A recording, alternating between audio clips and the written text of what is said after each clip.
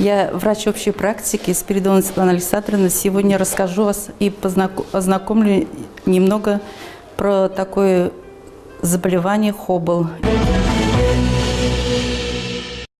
Хоббл – это по-другому хроническая обструктивная болезнь легких, собирательное понятие, включающее хроническое заболевание дыхательной системы с преимущественным вовлечением дистальных отделов дыхательных путей, частичной обратимой бронхиальной обструкции, характеризующейся прогрессированием и нарастающей хронической дыхательной недостаточностью, при котором наряду с сужением просвета бронхов развивается эмфизема. Эмфиземой называется состояние, при котором снижается эластичность легких, то есть их способность сжиматься и расширяться в процессе дыхания. Легкие постоянно находятся как бы в состоянии вдоха. Не всегда во время выдоха остается много воздуха, в результате чего нарушается газообмен, и в кровь поступает мало кислорода. Характеризуется частично обратимым и необратимым ограничением скорости воздушного потока. Индуцирован воспалительной реакцией, отличающейся от воспаления при бронхиальной астме и существующей вне зависимости от тяжести заболевания. Распространенность Хоббл в мире среди мужчин 9,3 на 10 тысяч, женщин 7,3 на 10 тысяч населения. Только 25 случаев заболевания выявляются на ранних стадиях. Официальные данные Минздрава Российской Федерации около 20,4 миллиона больных. Хоббл в России по эпидемиологическим исследованиям превышает 16 миллионов человек. Хоббл – это единственная и наиболее распространенных болезней, смертность при котором продолжает увеличиваться. Смертность от Хоббл – одна из основных причин в структуре смертности в старших возрастных группах. У нас Чувашия занимает второе место от других заболеваний бронхолегочной системы. Факторы риска – это внутренние факторы: бронхиальная гиперактивность, аномалии развития легких и генетические, и внешние факторы – табакокурение, производственные пыли и химикаты, загрязнение воздуха внутри и вне дома, инфекции, социоэкономические факторы. Оценка анамнеза курения. Индекс курильщика высчитываем. Это потенциальная возможность развития Хоббл. Количество сигарет, выкуриваемых в день, умножаем на число месяцев в году. Например, если человек курит по 10 сигарет в день, то индекс курильщика получается 120. Это злостный курильщик считается.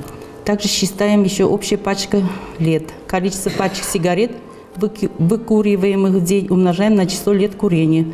Если по одной пачке в день курить и умножаем на сколько лет курит человек, например, на 10, то получается 10 пачек лет.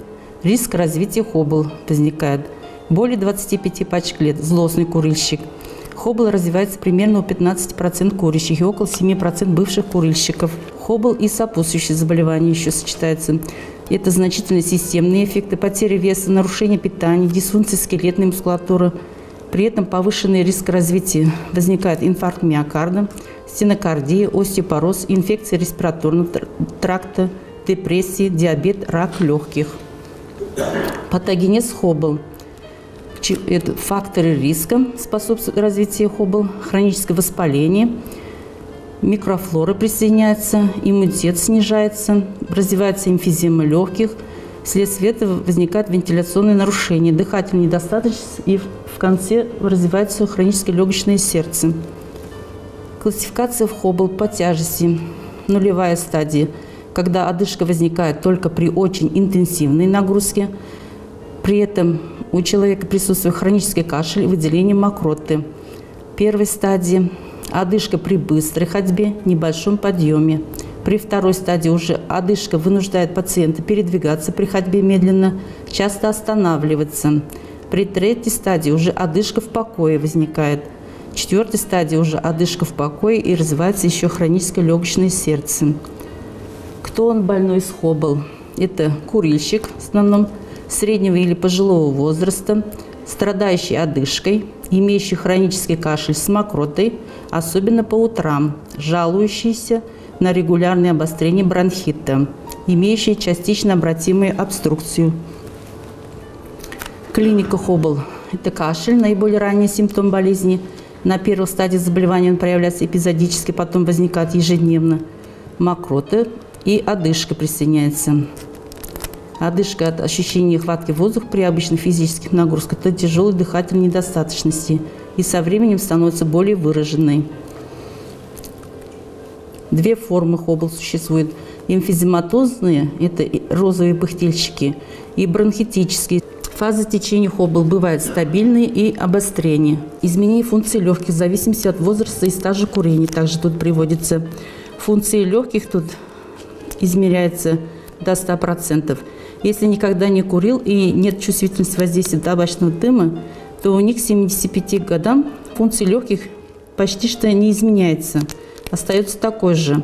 Если прекратили курить к 45 годам, то к 75 годам у них функции легких где-то в пределах 50-60%. Если курили и прекратили курить к 65 годам, то уже у них функции легких резко снижается. Следует заподозрить хобл и провести спирометрию, если присутствует какой-либо из нижеперечисленных признаков. Эти признаки сами по себе не являются диагностическими, но присутствие нескольких признаков увеличивает вероятность диагноза хобл. Для установления диагноза хобл необходима спирометрия. Это такие признаки, как хронический кашель. Вначале бывает он интермиттирующий, потом ежедневный становится. Часто бывает в течение всего дня, редко только ночью. Хроническое отхождение мокроты. Мокрота, любой случай хронического отхождения мокроты может указывать на хобл. Одышка присоединяется.